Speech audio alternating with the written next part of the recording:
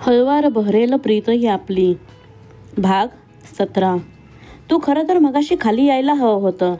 क्लायंटच्या समोर आई तुला काहीच बोलली नसती. पिहू रूममध्ये येत बोलली.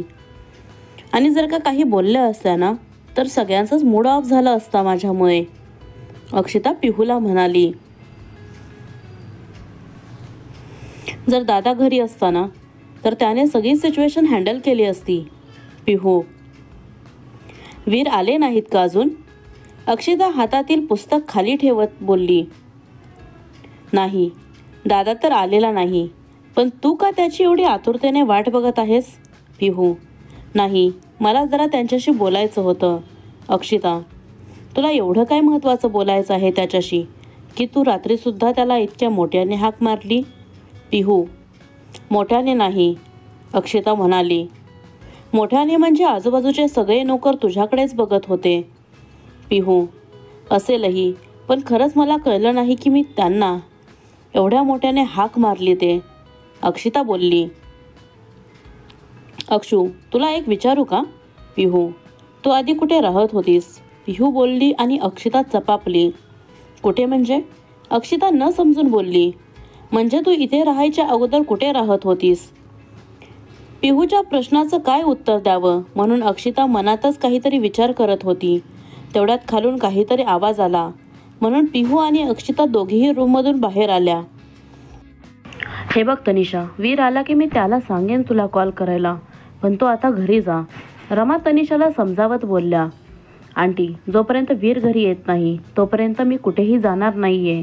मी इथेच थांबणार आहे. तनिषा थोडं मोठ्याने बोलली. त्याला घरी यायला किती वेळ लागणार आहे हे आम्हाला सुद्धा माहीत नाहीये. तनिषा, आणि हे सगळं शशिकांतना माहीत आहे का की तू इथे आली आहे ते?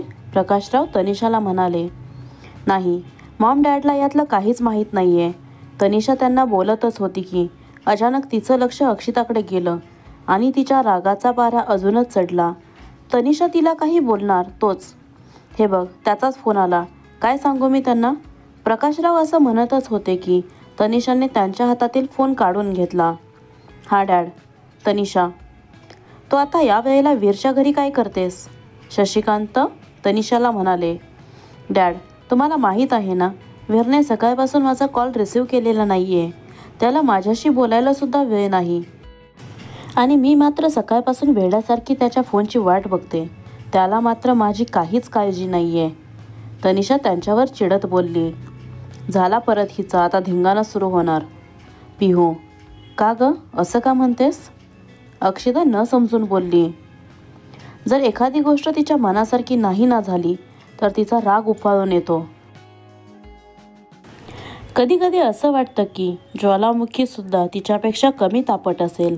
पिहू बोलली आणि अक्षिता तिच्याकडे आश्चर्याने पाहू लागली. असं काय बघतेस?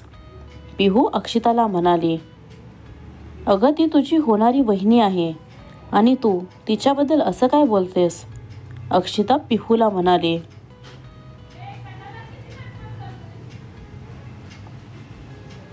जे खरं आहे ना तेच बोलतीये. जर हिला राग आला ना तर आईसुद्धा तिच्यापुढे शांतच बसते, नाहीतर इतरांना सतत तीसुद्धा बोलतच असते. पिहू. पण तू एकदा वीरला कॉल करून बघ ना, कदाचित ते उचलतील. अक्षिता. करते. असं म्हणत पिहूने तिच्या मोबाईलवरून वीरला कॉल केला तर बाहेरून रिंग वाजल्याचा आवाज आला.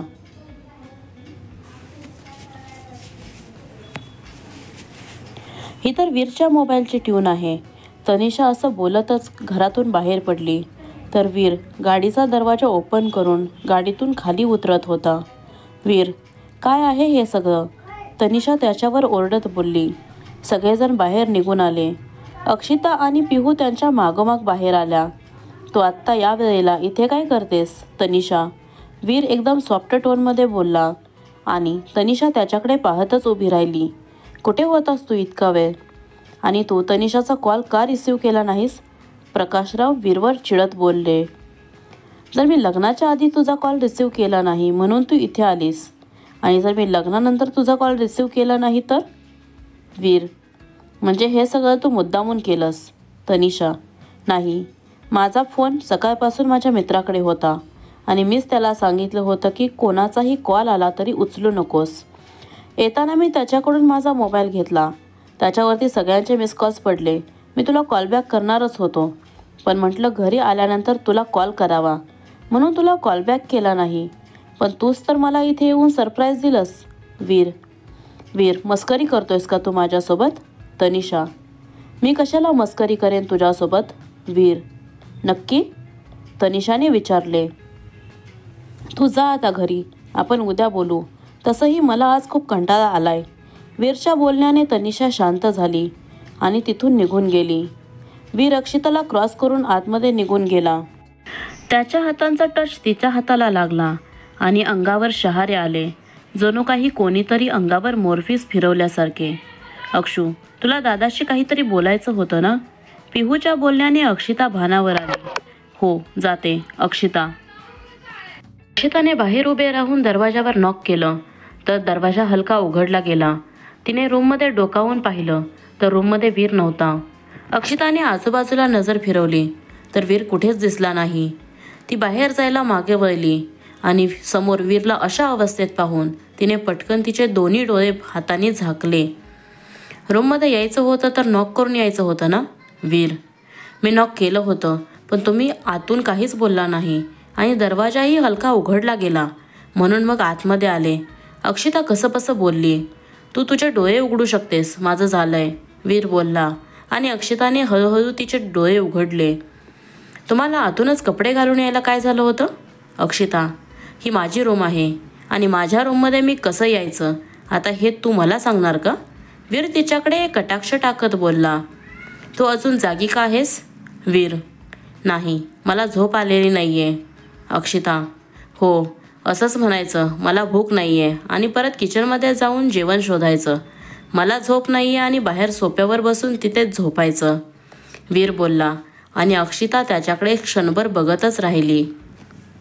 तुम्हाला कसं माहिती की मी सोफ्यावर झोपली होते ते? अक्षिता, मला काय माहिती आहे आणि काय माहीत नाही याच्याने काहीच फरक पडत नाही आहे. वीर, म्हणजे काल रात्री मला रूममध्ये तुम्ही नेलं होतं का? अक्षिता त्याच्याकडे भुवया वर करून बघत उभी होती. मी काय विचारते तुम्हाला?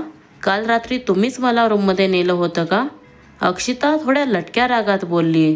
हो, तो त्याचे केस टॉवेलने पुसत बोलला. कसं नेलं तुम्ही मला?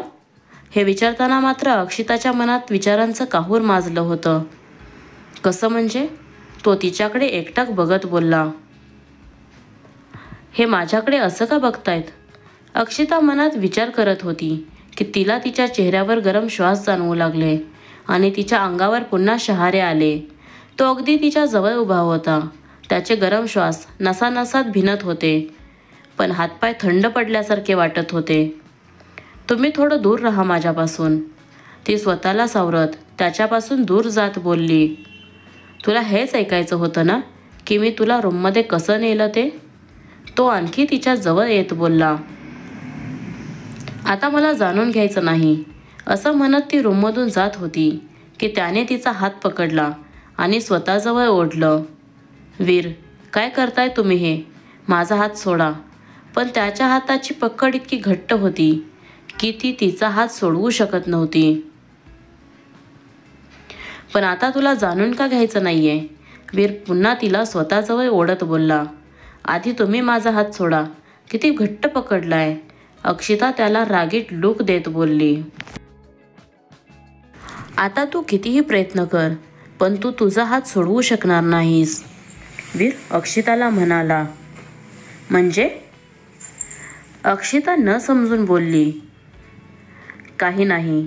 तिला होणाऱ्या वेदना तिच्या चेहऱ्यावर दिसत होत्या. तसं वीरने लगेच त्याच्या हाताची पकड सैल केली. तसं अक्षिताने तिचे हात सोडवून घेतले. ती तिथून सरळ रूममध्ये आली. अक्षिता रूममध्ये आली.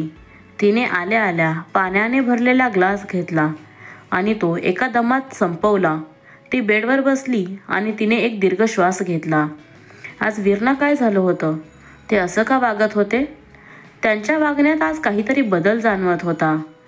ज्या वेळेला ते माझ्या अगदी जवळ होते त्यांचे गरम श्वास चेहऱ्यावर जाणवत होते, परंतु माझे हातपाय पूर्णपणे थंड पडले होते.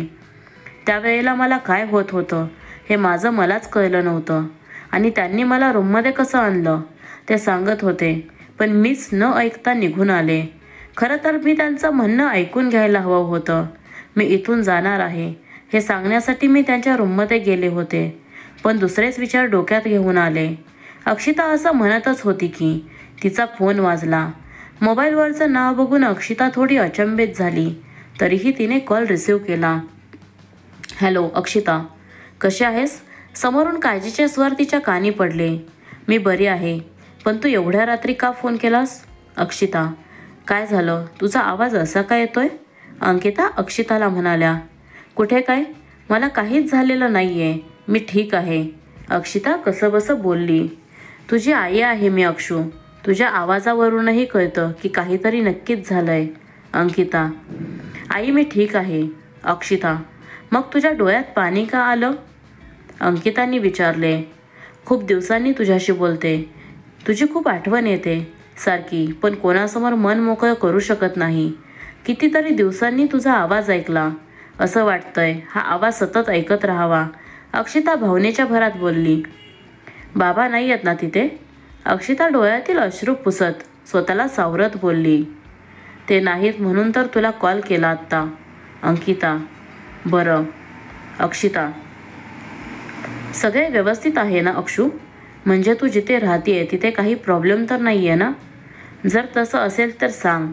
अंकिता, आईबाबांना माझी आठवण येत नाही का? कधीच त्यांनी मला असं स्वतःपासून दूर नाही जाऊ दिलं, आणि आता तर त्यांनी मला स्वतःपासून दूर केलं. अक्षिता रडत बोलली. येतही असेल, पण त्यांनी ते कधी चेहऱ्यावर दाखवलं नाही किंवा मला कधी जाणवूही दिलं नाही. अंकिता, तेही आहेच, त्यांनी लहानपणापासून माझी खूप काळजी घेतली आहे. त्यांना माझी आठवण येत असणार, पण त्यांनी ते त्यांच्या चेहऱ्यावर कधी जाणवूनही दिलं नसेल. अक्षिता, त्यांचा विचार आता मनात आणू नकोस, तू तुझ्या अभ्यासावर फोकस कर. अंकिता अक्षिताला म्हणाल्या. हो आई. अक्षिता चेहऱ्यावर हसू आणत बोलली. झोप आता, खूप रात्र झाली आहे. अंकिता, हो. असं म्हणून अक्षिताने कॉल कट केला आणि वीरचा विचार करत तिथंच झोपून गेली. अक्षिता, तुझ्या हाताला काय झालं? पार्वती तिच्या हाताकडे बघत बोलल्या. कुठे काय? असं म्हणत तिने तिचा हात बघितला तर हाताला वन होते. रात्री वीरने माझ्या हाताला घट्ट पकडलं होतं, कदाचित त्याच्यामुळे हे वन उठले असतील. अगं, मग हे लागलं कसं? पार्वती, आजी, मी काल हाताला कडं घातलं होतं ना, आणि रात्री झोपताना ते काढायचं विसरलं होतं. त्याच्यामुळे रात्रभर ते कडं हातात दबून राहिल्यामुळे हे वन उठले असतील. अक्षिता सावरत बोलली. बरं ठीक आहे, पण तू आत्ता कुठे चाललीस? पार्वती, ते मी बाहेर चालली आहे. अक्षिता, आज तर रविवार आहे, तुला कॉलेजला आणि ऑफिसला तर सुट्टी असेल ना? पार्वती म्हणाल्या. मला सुट्टी आहे, पण मला बाहेर थोडं काम आहे म्हणून चालली आहे. अक्षिता पार्वतींना म्हणाली. आत्ता तू कुठे चाललास तयार होऊन? वरून येणाऱ्या वीरकडे बघत पार्वती बोलल्या. वीरला बघून अक्षिता पटकन दुसऱ्या बाजूला वळली. बाहेर चाललोय आजी. तुझं काही काम होतं का? वीर, तुझा पाय तर घरात कधी टिकतच नाही, बघेल तेव्हा सतत बाहेरच असतोस. माझं काहीच काम नव्हतं, पण अक्षितासुद्धा बाहेर चालली आहे, तर तिला जिथे जायचं आहे तिथे जाताना सोड. पार्वती बोलल्या आणि अक्षिताने वीरकडे पाहिलं तर तो त्याच्या भुवयांच्या कडा उंचावून अक्षिताकडे बघत होता. आजी, याची काहीच गरज नाही आहे, माझी मी जाईन, आणि मला इथे जवळच तर जायचं आहे, चालतही जाऊ शकते मी. अक्षिता पटकन बोलली. अगं, पण घरात गाडी असताना तुला चालत जायची काय गरज आहे? पार्वती, आजी, मी निघू का? मला उशीर होतोय. वीर घड्याळात बघत बोलला. हो, तुम्ही जावा, उगीच माझ्यामुळे तुम्हाला उशीर नको. अक्षिता बोलली आणि पार्वतींनी तिच्याकडे पाहिले. जावा कसं? तू पण जा त्याच्यासोबत, आणि त्याला काही उशीर वगैरे होत नाहीये, तो सोडेल तुला जाताना. काय रे, सोडशील ना? पार्वती वीरला दम देत बोलल्या. वीर, ठीक आहे आजी, मी येते. अक्षिता पार्वतींना नाहीही म्हणू शकत नव्हती आणि वीरसोबत जायला हो सुद्धा म्हणू शकत नव्हती. पण नाइलाजाने ती वीरसोबत जायला तयार झाली. असं म्हणून अक्षिता आणि वीर दोघेही घरातून बाहेर पडले.